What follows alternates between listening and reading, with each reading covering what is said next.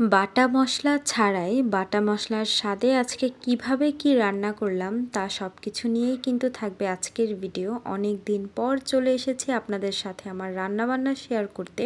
আশা করছি আজকের ভিডিওটি আপনাদের কাছে ভালো লাগবে। যদি আমার ভিডিওটি ভালো লাগে তাহলে প্লিজ শেষ পর্যন্ত সাথে থাকবেন, একটি লাইক দিতে ভুলবেন না। চলেন শুরু করা যাক। আসসালামু আলাইকুম, হ্যালো এভরিওয়ান। কেমন আছেন সবাই? আশা করছি সবাই সুস্থ আছেন এবং ভালো আছেন ইনশাল্লাহ। আমরাও আলহামদুলিল্লাহ ভালো আছি, সুস্থ সবল আছি। কিন্তু ব্যস্ততা না থাকার পরেও ভিডিও ঠিকমতো আপলোড দেওয়া হচ্ছে না, এর জন্য অনেক বেশি সরি আমি। আসলে আপনারা আমাকে অনেক বেশি ভালোবাসেন, অনেকে ইনবক্সেও বলতেছেন যে আপু আগের মতো কেন ভিডিও দিচ্ছ না, অনেকে কমেন্ট করতেছো, তোমাদেরকে অনেক অনেক ভালোবাসা। আজকে আমি রান্না করছি মুরগির মাংস। তো মুরগির মাংসের জন্য যে মশলাটা আমি ব্যবহার করব, সব ধরনের গুঁড়া মশলাটা আর একটু টমেটো সস আর কিছুটা পানি আমি একসাথে মিশিয়ে বাটা মশলার যে টেক্সচারটা সেটা নিয়ে এসেছি। তারপর হচ্ছে আমি মশলাটাকে ভালোভাবে কষিয়ে নিচ্ছি। এভাবেও কিন্তু মশলাটা একটু পানি দিয়ে মিশিয়ে নিলে খুবই মজার একটা টেস্ট আসে। যারা এই পর্যন্ত এভাবে ট্রাই করনি, একবার হলেও ট্রাই করো, অনেক বেশি মজা লাগে। তো এর আগেও কিন্তু আমি এভাবে রান্না করেছিলাম, তাই আমি এখন বেশিরভাগ সময় থাকলে মানে যখন একটু ভালোভাবে রান্না করতে চাই তখন এভাবেই রান্না করার চেষ্টা করি। তো মশলাটা যখন আমার ভালো করে কষানো হয়ে গেল তখন করলাম কি, আলু আর মাংসগুলোকে আমি দিয়ে দিলাম। এবার ভালো করে মশলাটার সাথে আমি মাংসটাকে কষিয়ে নেব। তোমাদের কাছে একটা প্রশ্ন, কে কে মাংসর সাথে আলু খেতে অনেক বেশি পছন্দ করো? যেমন আমার হাজবেন্ড মাংসর সাথে আলু খেতে অনেক বেশি পছন্দ করে, তাই আমি সবসময় মাংসে একটু আলুটা বাড়িয়ে দিই, কারণ ওর অনেক বেশি ভালো লাগে।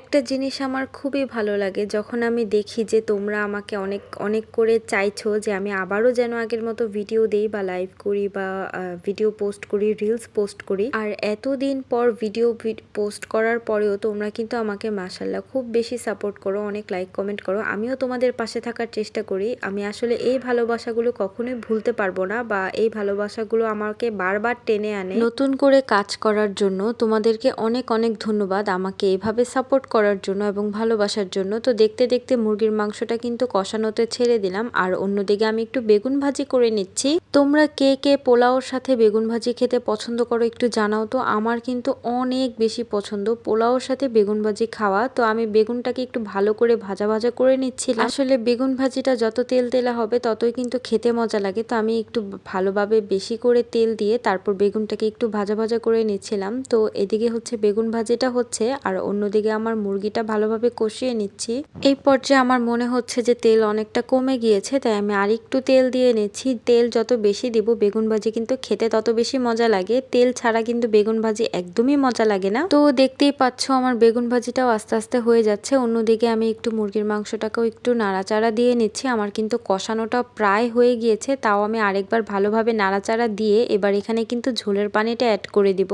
তো ঝোলের পানিটা দিয়ে দেওয়ার পর এবার এটাকে আমি ঢেকে দিব আর বেশ অনেকক্ষণ ভালোভাবে কষিয়ে নিব, মানে ঝোলটাকে একটু জোশ করে নিব। তো এদিকে হচ্ছে আমার মুরগিটা একটু জোশ হতে থাকুক, অন্যদিকে আমার বেগুন ভাজিটা কিন্তু একদমই রেডি হয়ে গিয়েছে আর দেখতে কিন্তু ভীষণ লোভনীয় হয়েছে। আমি কিন্তু একটা ছবি পোস্ট করেছিলাম, আপনারা অনেক অনেক কমেন্ট করেছেন, থ্যাংক ইউ সো মাচ। তো আমি বেগুন ভাজিটাকে তুলে নিচ্ছি, আর হচ্ছে বেগুন ভাজিটা তুলে নেওয়ার পর আমি কিন্তু এটাতে বেরেস্তা দিব। বেরেস্তাটা যদিও আমি এখনো ভাজিনি, বেরেস্তাটা ভাজার পর উপরে দিয়ে দিব। দেখে বলুন তো কেমন হয়েছে বেগুন ভাজিটা? খুবই মজা হয়েছিল, আর এমনিতেও আমার বেগুন ভাজি অনেক বেশি পছন্দ। এইদিকে আমি কিন্তু এখন বেরেস্তাটা ভেজে নিচ্ছি। পেঁয়াজটা আমি এবার ভালো করে ভাজা ভাজা করে বেরেস্তা করে নিচ্ছি। তো বেরেস্তাটা আমি পোলাও তো ব্যবহার করব, আবার হচ্ছে বেগুন ভাজিতেও দিব, তো এই জন্য একটু বেশি করেই বানিয়েছি।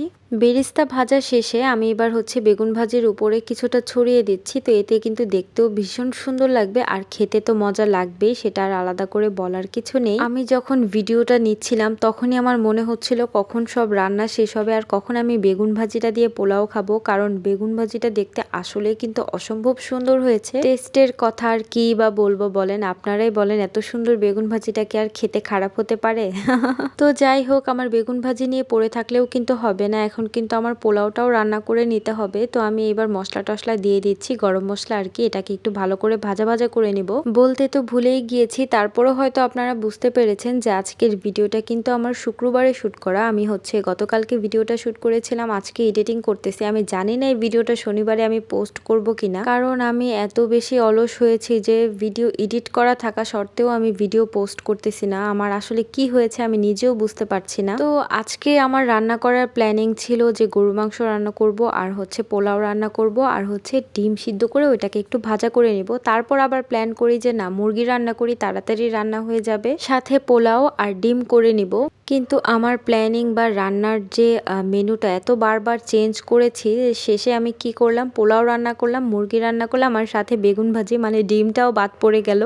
তবে আর যাই হোক, আজকের রান্নাবান্না কিন্তু আমার জামাইয়ের অনেক বেশি ভালো লেগেছে। যদিও সবসময় বলে যে মজা হয় মজা হয়, কিন্তু আমিও চেষ্টা করি প্রতিদিন একটু নতুন রকমের টেস্ট আনার বা আরও ভালো করার। তো একদিকে কিন্তু আমার মুরগিটা রান্না হয়ে গিয়েছে, আমি কিন্তু এটাকে ঢেকে রেখে দিচ্ছি, আর অন্যদিকে আমার পোলাওটা প্রায় হয়ে এসেছে। আমি আরেকবার নাড়াচাড়া দিয়ে এটাকে বেরেস্তা অ্যাড করে তারপর দমে রেখে দিব। তো আমি আরেকবার নাড়াচাড়া দিয়ে নিচ্ছি। পোলাওতে যে পানিটা আমি অ্যাড করেছিলাম সেটা কিন্তু একদম ভালোই শুকিয়ে গিয়েছে। এখন এটাকে আমি কিছুক্ষণের জন্য ঢেকে রেখে দিব, মানে পানিটা একদম যখন শুকিয়ে যাবে, মানে পোলাওটা পারফেক্টলি হয়ে যাওয়ার পর আমি এখন এখানে বেরেস্তা অ্যাড করে দিচ্ছি। আজকে পোলাওটা খুব সিম্পল ভাবেই রান্না করেছি, মানে ঘি দিচ্ছি না, কারণ ঘিয়ের বদলে আমার হাজবেন্ড নিয়ে এসেছে বাটার অয়েল। আপাতত ঘিটা না থাকাতে আমি শুধু বেরেস্তা দিয়ে আজকে পোলাওটা রান্না করলাম। আর এই তো সালাদ কেটে নিয়েছি সুন্দর করে, আর প্লেটটা এখন একটু সুন্দর করে সাজিয়ে নেব। আমার ভিডিও যারা প্রতিদিন দেখেন তাদের জন্য একটা প্রশ্ন, বলুন তো আজকের খাবারে কোন খাবারটা মিসিং, যেটা আমি সবসময় খেয়ে থাকি? তো উত্তরটা অবশ্যই দিয়ে যাবেন। আজকের ভিডিও এই পর্যন্তই, ভালো থাকবেন সবাই, চলে আসবে নতুন কোনো ভিডিও নিয়ে। আসসালামু আলাইকুম সবাইকে, আল্লাহ হাফেজ।